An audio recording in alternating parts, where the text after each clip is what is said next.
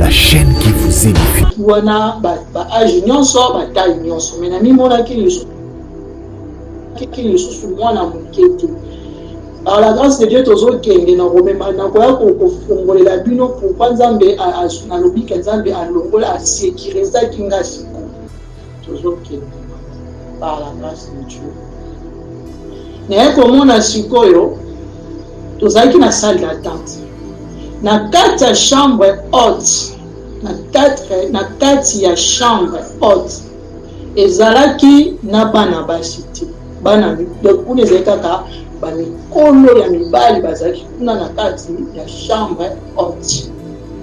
Donc ezalaki chambre moko boye donc pièce moko boye bato kuna na kati kaka donc bato oyo bazoloba bazosélectionne mutu nino akomi prêtre po tobotamaka déjà mais avant bandosala mission Nzambe faut comme prêtre. Sikoyo ezalaki biso nde tozalaki na salle d'attente wana bazotala sikoyo nani aza déjà na capacité ya kosélectionne ya komema ye na école ya kobanda koenseigner ye mpo abima ateya peuple ya Nzambe aédifie peuple ya Nzambe aexhortaka aévangélisaka atémoigner aédifie peuple ya Nzambe. Donc ezalaki bongo bapaka wana oyo bazalaki na kati ya chambre wana oyo bande lokwa na kati ya chambre ya secret wana ya biro wana bakendaki kosala oyo babengaka réunion po basala élection na bango ya motu nini oyo akoki kobima déjà mpo aédifie peuple ya Nzambe. Tovandaki biso nyonso tu wana na salle d'attente nazoprécise na salle d'attente tozalaki biso nyonso mais na chambre haute ezalaki bana basi bazali na kati ya chambre haute wana te ezalaki kaka bampaka donc je peux dire que bapapa bazali kuna na kati ya chambre wana na pièce wana plutôt na pièce wana ntango babimi na kati ya pièce wana babimi baye basélectionne nga ntango basélectionne nga bati babina Nzambe mpenza permettre ke namona ndenge nini babimaki na réunion wana bango nyonso ntango babimaki na réunion nazorépéte namona ye mwa mwasi na kati kuna te namona ye kaka bana mibali bango nyonso tu babimi na kati ya réunion ntango babimi na kati ya réunion basélectionne nga bazwi nga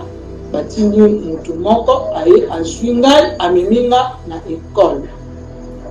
Namoni vraiment école nde tomonaki école boye namonaki vraiment école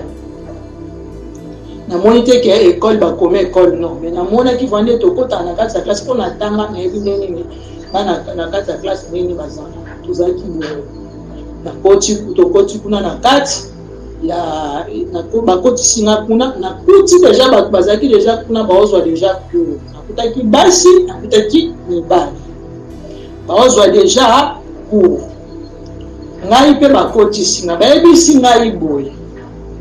ange wana asimbe nga na loboko mais azalaki ange wana asimbe na loboko azalaki normal. HP Media, la chaîne qui vous édifie.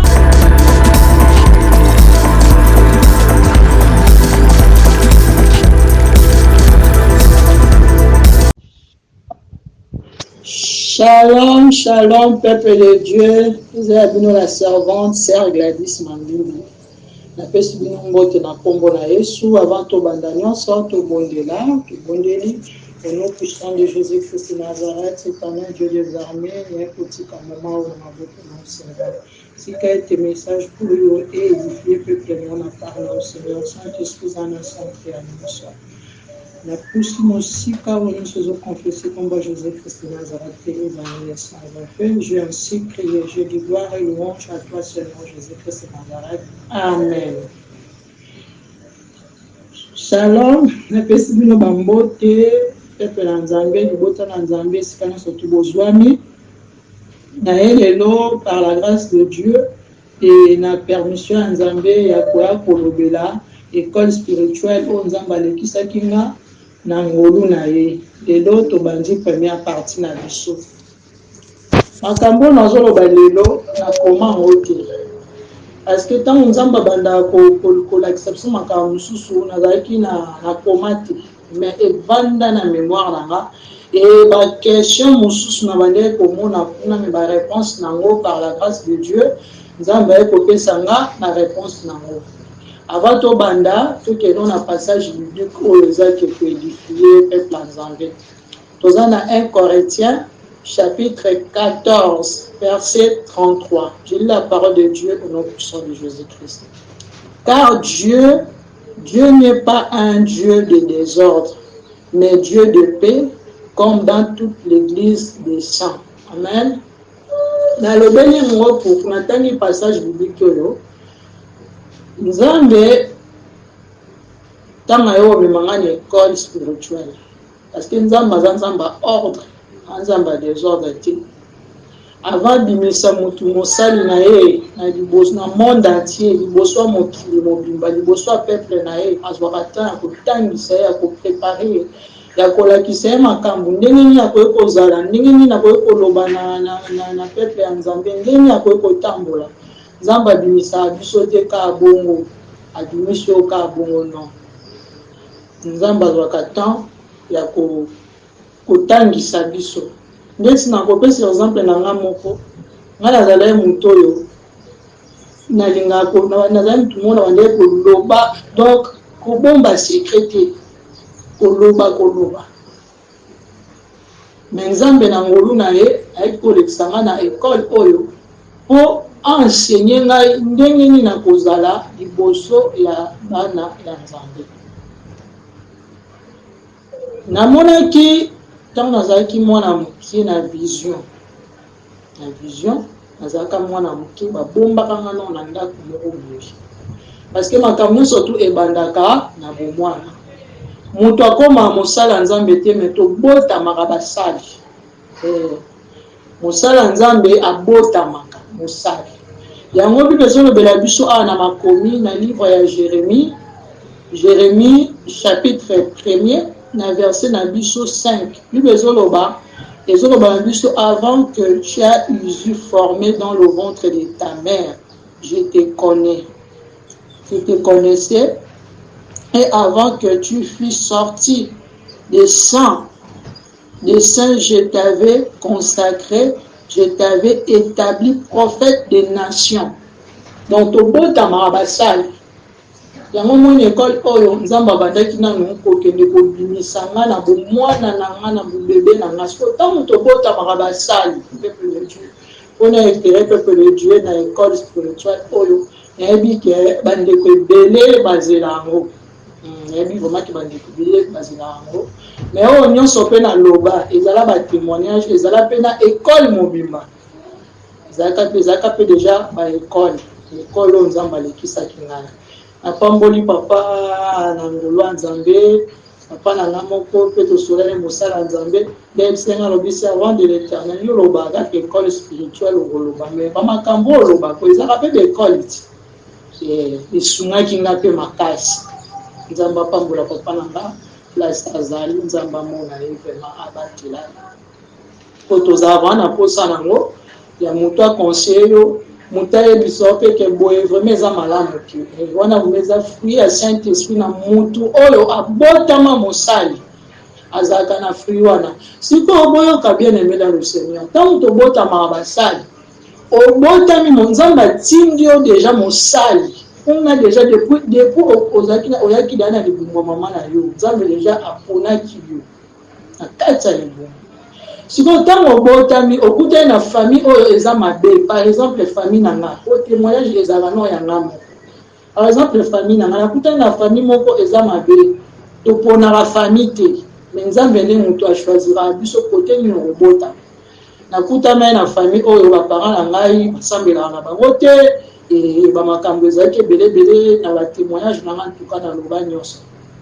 naloba oyo nzambe apermetanga nde ntango nabotamaka bongo diable alukaki déjà parce que diable mission na ye ezalaka baoyo nyonso tu ya nzambe ntango déjà depuis na libumu bitumba ezala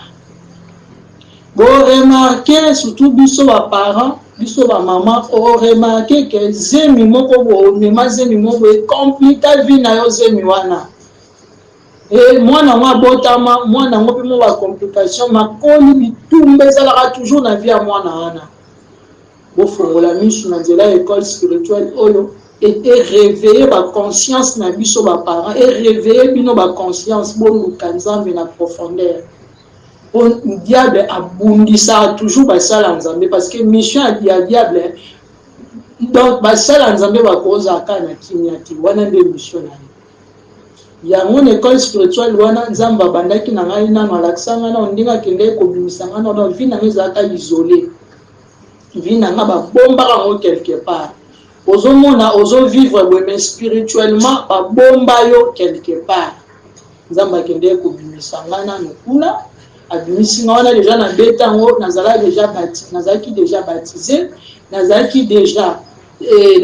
na recevaki deja Saint-Esprit nazalaki deja moto deja comme kotambola na kobanga nzambe natikaki deja oyo nyonso to ezalaki masumu bapéché chéri bamasumu natikaki donc nakomi deja moto na otambola na kobanga nzambe nde nzambe akelakisanga koma batiaka nga na ndako moko esila te na ndako moko boye isolé vraiment akebimisanga mpena bebe azalaka bebe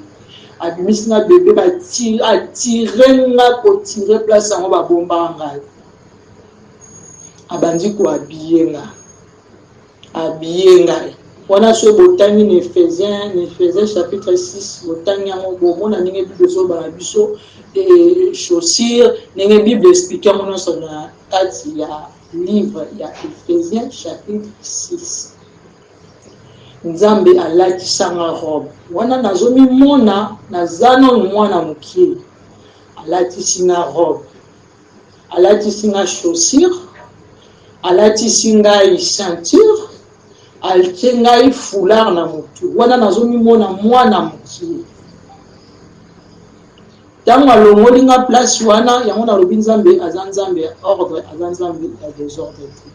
wana siko ayaki kosécurize vi na nga parti ya mokolo wana ekomaki sécurize asécurize vi na nga ntango asécurize vi na nga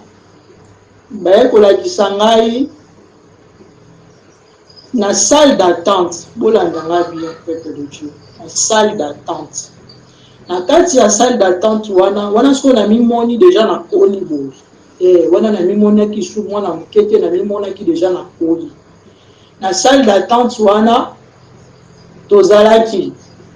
bana mibali tozalaki mpe na basi mibali na basi tozalaki wana baage nyonso bataille nyonso me na mimonaki lisusu mwana moke te par la grâce de Dieu tozokende na komema na koya kofongolela bino pourquoi nzambe nalobi ke nzambe alongola asécurisaki nga sikoyo